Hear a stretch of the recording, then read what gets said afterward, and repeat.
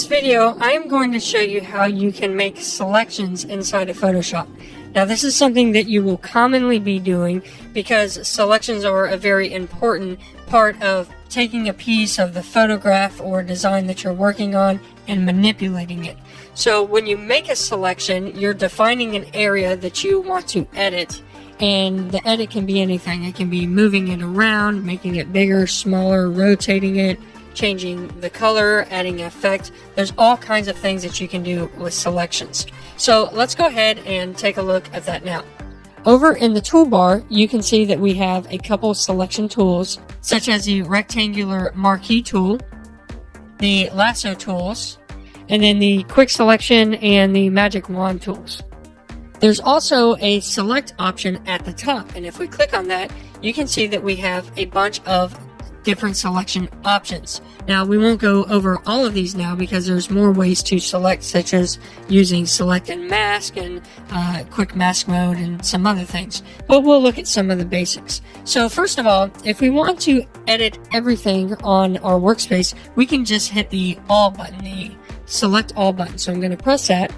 And whenever I do, you can see that these little marching ants, as we call them, are going around this document. This is called a marquee selection, a marquee or marching ants. And basically it's just showing the boundaries of what we've selected and what we want to manipulate. So if I select the move tool in the tools bar, I can go ahead and take this and move this document around based on the selection that we've made. I'm going to hit Control Z or Command Z to undo that. If we want to deselect anything or deselect everything, we can go to the top and we can hit select and we can pick deselect, and that will unselect everything for us. So nothing is selected now.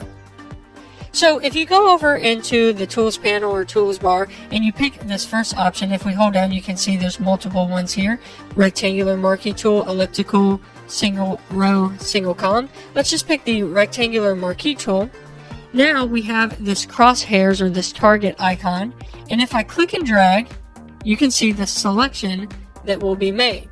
So maybe I just want to select this little piece of wood here, and when I let go, it gives us that marquee selection or those marching ants again. Now I can do what I did before. I can go to the move tool and I can hover over that. You can see now I have a cursor with some scissors, and that means that I can click, hold down, and move that selection. And as long as I don't deselect, it'll stay selected, and I can keep moving that around the document wherever I would like. So you can see how you could use this to manipulate the document. I'm going to undo those. And if we go back to the top, we can go to deselect, and that will unselect it. But if we want that back, I can undo that deselect command, and it'll bring it back for us. So that just means I deselected, but I didn't mean to do that. That was a mistake. I still want it selected, so I can go to edit, or I can hit Control Z or Command Z and undo the deselect. Let's say that I make this selection, but this isn't what I want to manipulate. I want to manipulate everything but this. I can go to the top and hit select and go to inverse. And when I do that, even though it looks similar, what's actually happening is that the whole document's being selected, and then it's created this bounding box here that says select everything except this area. So if I hover over this area, my cursor is the normal cursor with the compass. But if I hover over the other part, the inverse of that selection, now I have my scissors. And if I click and hold, you can see that I'm selecting the inverse or the opposite of this document. So let's go ahead and undo that. You can go to edit, undo move, or hit Control or Command Z to undo that. And let's say we want to unselect or deselect this. We can go to the top and go to deselect. So these are pretty common shortcuts you might want to memorize. Control or Command A for select all, or Control or Command D for deselect. You'll use those quite a bit. So I'll go ahead and deselect. If we go under the marquee tools, you can see that we have an elliptical marquee tool, so that's going to give us a rounded selection. And based on how I drag this, you can see how it'll scale. Now you can try to get a perfect circle, but sometimes you don't always get that correctly. So if you hold down the shift key, it'll actually constrain the proportions of that circle and give you a perfect circle selection. So I can let go, I can go grab my move tool, and now I can move around that perfect circle. I'm going to undo that, and I'm going to deselect. Let's pick that circle again and see if we can get this cannon circle. So this little lens here, if I can try to click and line it up, and I can get pretty close. Now I've practiced this quite a bit, so it'll take a little practice to do that.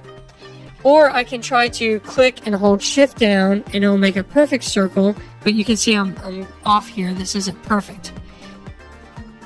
I'm going to undo that.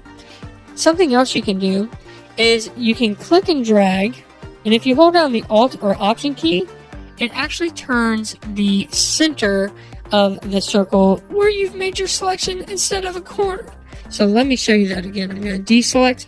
If I click over here and drag in this top left to right corner, you can see that my starting point is here and the circle gets bigger. If I deselect and I click that same spot and I hit Alt or Option, instead of going outwards, it actually makes that the center. And that's a little easier to work with sometimes. So if I hold Alt or Option and I hold down the Shift key, it'll constrain and make a circle from the center. That's a lot more of what we want for this Canon lens. So I'm going to hit Control or Command D to deselect. I'm going to go to where I think the center of this Canon lens is. I'm going to click to select, and you can see that's not what we want. So we'll hit Alt or Option, and now it's constraining it from the center. And if I hold Shift, I can actually try to get that a little better. Now it's a little too high, so I might go down just a little bit and try to get that right there. And that's by holding the Shift and the Alt or Option key at the same time. It'll go from the center and it'll constrain it to a circle. Now I can grab my move tool and then I can move this around. I can undo that. I can also copy and paste copies of these and make more of them. So something you can do with selection tools, if you go to Edit and you go down to Copy, I've made a copy of that now. And if I go to Edit and I hit Paste, it'll actually paste another one. Now you don't see it right now, but with the move tool selected, it just pasted it right in place. If I move that, you can see I've made a selection, I've copied that selection, and I moved it to a different, or I pasted it and moved it to a different place. So now I can make multiple copies. I'm going to hit Control or Command Z to, I'm going to hit twice to undo this. I'm going to hit Control or Command D to deselect. And you have the same options for the rectangular marquee tool. So I can hit Shift and it will constrain it to a square. And if I hit Alt, it will constrain it from the center instead of the corner. So this is the corner with Alt or Option. If I hit down Alt or Option, it will actually constrain it from the center. And I'm holding Shift to get that perfect square. If I let go of Shift, I can constrain it from the center, holding Alt or Option, and then get like a nice rectangle. I'm going to hit Control or Command D to deselect. Below that we have some lasso tools. So we have the regular lasso tool, and if we select that, you can see the icon changes. And what this does is it gives us the ability to do a free form selection.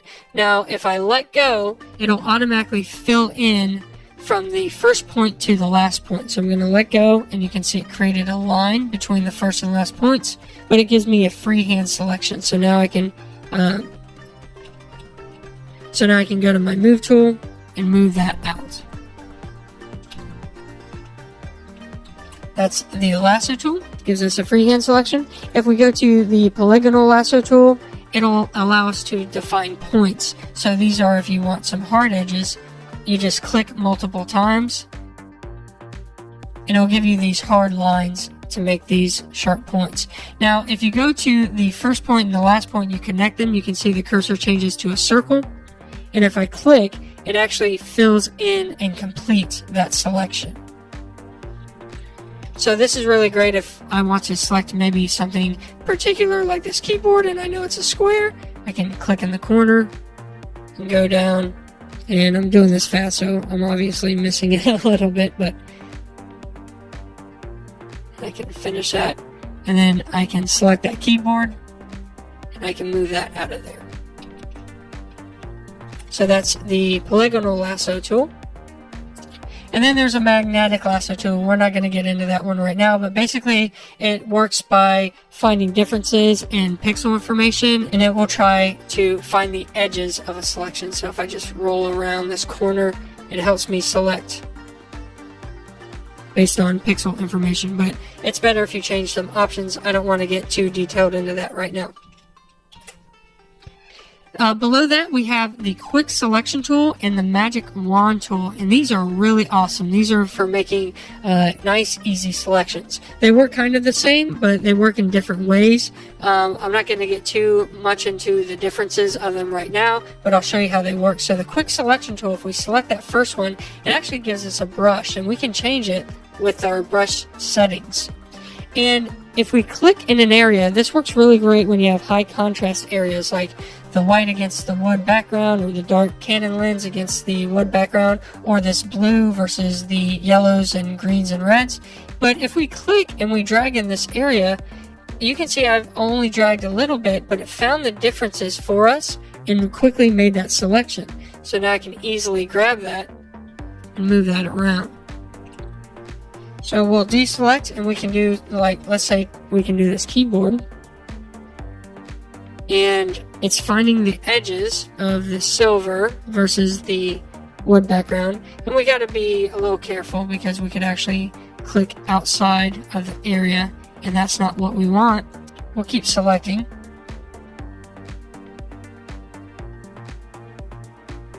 And now we've quickly selected the keyboard without having to get real fine-tuned, and it did a better job than me using, say, the polygonal lasso tool, because it found that corner and everything for us. However, we went over here and we didn't mean to do that. You can see right now that we have a plus sign. So wherever I select, it's going to add to the selection. So if I select the mouse now, it's actually added both of those. I can demonstrate this by grabbing the move tool, and you can see that both have been selected. I'm going to undo that. I'm going to undo the mouse. I'm going to go back and pick my quick selection tool. Now we have the plus sign, but if you hold Alt or Option, it'll change it to a minus sign, and this will get rid of some of the selection. And that's what we want to do here. We want to erase some of the selection. So I can come in here, and by holding Alt or Option, I can remove some of that we don't want selected. If I overdo it, I can let go, it goes back to my plus sign, and I can add it back in. So if I wanted to maybe get rid of these keys, I could come in here and try to remove them. Now it's not doing it perfectly, but you can see by holding the Alt or Option, it's subtracting from that selection. If I grab the move tool and I move that out of the way, you can see those keys have stayed because I deselected them, and there's a hole in the keyboard now. So undo that. And we'll deselect, and we'll go to the magic wand. The magic wand tool works similar in a way where it's going to try to guess the information, but it's based on pixel sample sizes, and so it's a little trickier to get right. However, this tool works really great in some other instances. I always start with a quick selection tool, and if I can't get it, I'll go to the magic wand. But here I can select and just click one time, and it'll find the differences in the area. So instead of dragging around, it's going to try to find similar pixel information. And the higher the contrast of values, the easier this works. So we have a bright white versus this wood background, so it went pretty easily. If we click in the blue area, you can see that it selected all the blues, but it found differences in these blues, and so it hasn't selected those. Now we want to select them, but if we just click, it's actually going to reselect an area. But that's not what we want. We want to add these to it. So we're going to click, and then this time we're going to hold the Shift key down, and you can see it adds a plus sign, and that is like adding like you did with the click selection tool. So now I just got to click a bunch of times inside of here to select these different letters. Now this would be easier if I actually zoomed in, panned up. I can hold down Shift, add to the selection, and get my selections a little better here. But as you can see, sometimes it's not as great as a quick selection tool because you might miss some pixels. I can see little pixels here that are being missed, and I'm having to click on them to add them in. And then we have it selected. So I'm going to zoom out. And then now we have the whole thing selected there. So I can hold Shift let me go back to the magic wand. I can hold shift and add in selections, and based on the color, so this bright white, there's a little gray at the bottom. I didn't select everything, so I just got to click again to add those in while holding shift. If I want to deselect, it's the same thing as before. I hit Alt or Option and I can deselect. So now when I move, you can see we just have those two because I deselected the selection on the mouse. This tool you do have to be a little careful because it's using a sample size, and you can make that sample size tolerance bigger or smaller. So I'm going to deselect, and if we make it a really small tolerance instead of 32 and we click in the blue, you can see it's even selecting less. So it's a much more lower tolerance for the pixel information that's trying to find, so we would need to add in a lot more. If we deselect that and we pick a higher tolerance, let's say 80, and we click in there, now it picks the whole thing because it's finding these blues the same as these darker blues and selecting that for us. This can be a problem sometimes though when you're working with some things like shadows or similar colors. So if I'm over here picking these pins and I select the pin but I have a high tolerance, it actually found some of the wood grain to be similar to that pixel information, and so it selected some of that, and that's not what we want. So you would need to lower that tolerance down to say 30, and then when you select, you get just that pin and not all that extra wood grain, but you have to go in and edit, keep adding to the selection. So it's a little trickier to use. Sometimes it works great depending on what you're working on, but I usually start with the quick selection tool, and it works like a brush. I can actually, if I need it to be smaller, I can turn down the brush size, and then I can come in here and very quickly pick those pins. And if I can't get it right, see, I went over there and added that in, then maybe I use a different selection tool such as the lasso tools, the rectangular marquee, or any of those other selection tools.